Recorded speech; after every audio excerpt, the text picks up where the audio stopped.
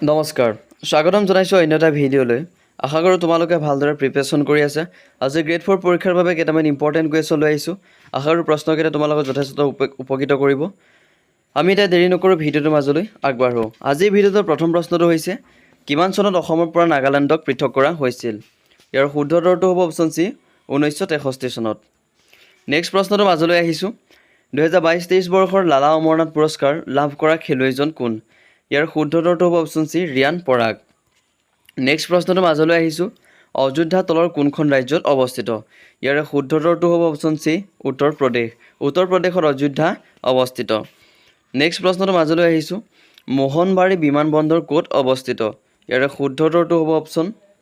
Shri Dibrugarh next প্ৰশ্নটো মাজলৈ আহিছোঁ অসমৰ প্ৰথম মেডিকেল কলেজখন ক'ত আছে ইয়াৰ শুদ্ধ উত্তৰটো হ'ব অপশ্যন বি ডিব্ৰুগড় অসমৰ প্ৰথম মেডিকেল কলেজখন ডিব্ৰুগড়ত আছে নেক্সট প্ৰশ্নটো মাজলৈ আহিছোঁ তলত দিয়া কোন মন্দিৰত অম্বুবাচী মেলা হয় ইয়াৰ শুদ্ধ উত্তৰটো হ'ব অপশ্যন ডি কামাখ্যা মন্দিৰত অম্বুবাচী মেলা হয় নেক্সট প্ৰশ্নটো মাজলৈ আহিছোঁ অসমৰ কোনখন ঠাই বাৰেচহৰীয়া ভাওনাৰ বাবে বিখ্যাত ইয়াৰ শুদ্ধ উত্তৰটো হ'ব অপশ্যন বি জামুগুৰিহাটত অসমৰ বাৰেচহৰীয়া ভাওনাৰ বাবে বিখ্যাত নেক্সট প্ৰশ্নটো মাজলৈ আহিছোঁ যাদৱ পায়েঙৰ একমাত্ৰ প্ৰচেষ্টাৰ গঢ় দিয়া বনাঞ্চলটোৰ নাম কি ইয়াৰ শুদ্ধ উত্তৰটো হ'ব অপশ্যন এ মলাই কাথনি যাদৱ পায়েঙৰ একমাত্ৰ প্ৰচেষ্টাৰ গঢ় দিয়া বনাঞ্চলটোৰ নাম হৈছে মলাই কাথনি নেক্সট প্ৰশ্নটো মাজলৈ আহিছোঁ হয়গ্ৰীৱ মাধৱ মন্দিৰ তলৰ কোনটো পাহাৰত অৱস্থিত ইয়াৰ শুদ্ধ উত্তৰটো হ'ব অপশ্যন এ মণিকোট পাহাৰত হয়গ্ৰীৱ মাধৱ মন্দিৰটো অৱস্থিত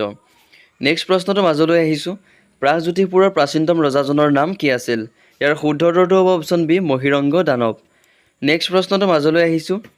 ভৰতপুৰ পক্ষী অভয়াৰণ্য কোনখন ৰাজ্যত অৱস্থিত ইয়াৰ শুদ্ধ উত্তৰটো হ'ব অপশ্যন বি ৰাজস্থান নেক্সট প্ৰশ্নটো মাজলৈ আহিছোঁ অ' মোৰ আপোনাৰ দেশ গীতটো প্ৰথমে ক'ত প্ৰকাশ পাইছিল ইয়াৰ শুদ্ধ উত্তৰটো হ'ব অপশ্যন বি বাঁহী নেক্সট প্ৰশ্নটো মাজলৈ আহিছোঁ অসমৰ কোন ঠাইক উত্তৰ পূবৰ আমাজন বুলি কোৱা হয় ইয়াৰ শুদ্ধ উত্তৰটো হ'ব অপশ্যন এ দিহিং পাটকাইক নেক্সট প্ৰশ্নটো মাজলৈ আহিছোঁ অসমৰ একমাত্ৰ মীন মহাবিদ্যালয় ক'ত আছে ইয়াৰে শুদ্ধ উত্তৰটো হ'ব অপশ্যন এ ৰহাত নেক্সট প্ৰশ্নটো মাজলৈ আহিছোঁ ডিব্ৰু চৈখোৱা ৰাষ্ট্ৰীয় উদ্যান ক'ত আছে ইয়াৰে শুদ্ধ উত্তৰটো হ'ব অপশ্যন চি ডিব্ৰুগড় আৰু তিনিচুকীয়া জিলাত ডিব্ৰু চৈখোৱা ৰাষ্ট্ৰীয় উদ্যানখন অৱস্থিত নেক্সট প্ৰশ্নটো মাজলৈ আহিছোঁ উত্তৰ পূব সীমান্ত ৰেলৱেৰ মুখ্য কাৰ্যালয় ক'ত অৱস্থিত ইয়াৰে শুদ্ধ উত্তৰটো হ'ব অপশ্যন ডি মালিগাঁৱত উত্তৰ পূব সীমান্ত ৰেলৱেৰ মুখ্য কাৰ্যালয়টো অৱস্থিত নেক্সট প্ৰশ্নটো মাজলৈ আহিছোঁ সোণাই ৰূপাই অভয়াৰণ্য ক'ত অৱস্থিত ইয়াৰে শুদ্ধ উত্তৰটো হ'ব অপশ্যন এ শোণিতপুৰ নেক্সট প্ৰশ্নটো মাজলৈ আহিছোঁ ভাৰতৰ সংবিধানৰ তলৰ কোনটো সংশোধনী পঞ্চায়তী ৰাজৰ সৈতে জড়িত ইয়াৰে শুদ্ধ উত্তৰটো হ'ব অপশ্যন এ 73 নং নেক্সট প্ৰশ্নটো মাজলৈ আহিছোঁ সংবিধানৰ খচৰা সমিতিত কিমানজন সদস্য আছিল ইয়াৰে শুদ্ধ উত্তৰটো হ'ব অপশ্যন বি 7 জন নেক্সট প্ৰশ্নটো মাজলৈ আহিছোঁ কিমান চনত অসমৰ স্কুল কলেজত অসমীয়া ভাষাৰ পৰিৱৰ্তে বাংলা ভাষাৰ প্ৰচলন আৰম্ভ হৈছিল ইয়াৰ শুদ্ধ উত্তৰটো হ'ব অপশ্যন এ 1836 চনত নেক্সট প্ৰশ্নটো মাজলৈ আহিছোঁ মহাভাৰতৰ অসমীয়া ভাঙনি কোনে কৰিছিল ইয়াৰ শুদ্ধ উত্তৰটো হ'ব option C Ram Saraswati next প্ৰশ্নটো মাজলৈ আহিছোঁ কথাগীতাৰ ৰচক কোন ইয়াৰ শুদ্ধ উত্তৰটো হ'ব অপশ্যন এ ভট্টদেৱ হৈছে কথাগীতাৰ ৰচক নেক্সট প্ৰশ্নটো মাজলৈ আহিছোঁ ভাৰতৰ সংবিধানৰ প্ৰস্তাৱনাৰ ধাৰণাটো কোন দেশৰ পৰা লোৱা হৈছিল ইয়াৰ শুদ্ধ উত্তৰটো হ'ব অপশ্যন ডি আমেৰিকাৰ পৰা ভাৰতৰ সংবিধানৰ প্ৰস্তাৱনাৰ ধাৰণাটো লোৱা হৈছিল নেক্সট প্ৰশ্নটো মাজলৈ আহিছোঁ আমচাং অভয়াৰণ্য তলৰ কোনখন জিলাত অৱস্থিত ইয়াৰে শুদ্ধ উত্তৰটো হ'ব অপশ্যন বি কামৰূপত আমচাং অভয়াৰণ্য অৱস্থিত নেক্সট প্ৰশ্নটো মাজলৈ আহিছোঁ কোনজন আহোম ৰজাই শিঙৰি ঘৰত উঠা অনুষ্ঠানৰ আৰম্ভ কৰিছিল ইয়াৰে শুদ্ধ উত্তৰটো হ'ব অপশ্যন এ চুডাংফাই শিঙৰি ঘৰত উঠা অনুষ্ঠান আৰম্ভ কৰিছিল নেক্সট প্ৰশ্নটো মাজলৈ আহিছোঁ হেম সৰস্বতী তলৰ কোনজন ৰজাৰ ৰাজকবি আছিল ইয়াৰে শুদ্ধ উত্তৰটো হ'ব অপশ্যন ডি দুৰ্লভ নাৰায়ণ হেম সৰস্বতী আছিল দুৰ্লভ নাৰায়ণৰ ৰজাৰ কবি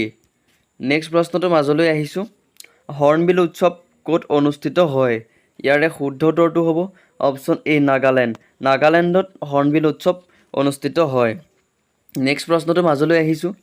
অসম আন্দোলন কিমান চনত আৰম্ভ হৈছিল অসম আন্দোলন কিমান চনত আৰম্ভ হৈছিল ইয়াৰে শুদ্ধ উত্তৰটো হ'ব অপশ্যন বি 1979 চনত 1979 চনত অসম আন্দোলন আৰম্ভ হৈছিল নেক্সট প্ৰশ্নটো মাজলৈ আহিছোঁ মিজোৰামক কিমান চনত অসমৰ পৰা পৃথক কৰা হৈছিল ইয়াৰে শুদ্ধ উত্তৰটো হ'ব অপশ্যন চি 1972 চনত 1972 চনত মিজোৰামক অসমৰ পৰা পৃথক কৰা হৈছিল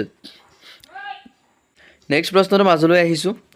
কিমান চনত গুৱাহাটী বিশ্ববিদ্যালয় প্ৰতিষ্ঠা হৈছিল ইয়াৰ শুদ্ধ উত্তৰটো হ'ব অপশ্যন বি 1948 চনত 1948 চনত গুৱাহাটী বিশ্ববিদ্যালয় প্ৰতিষ্ঠা হৈছিল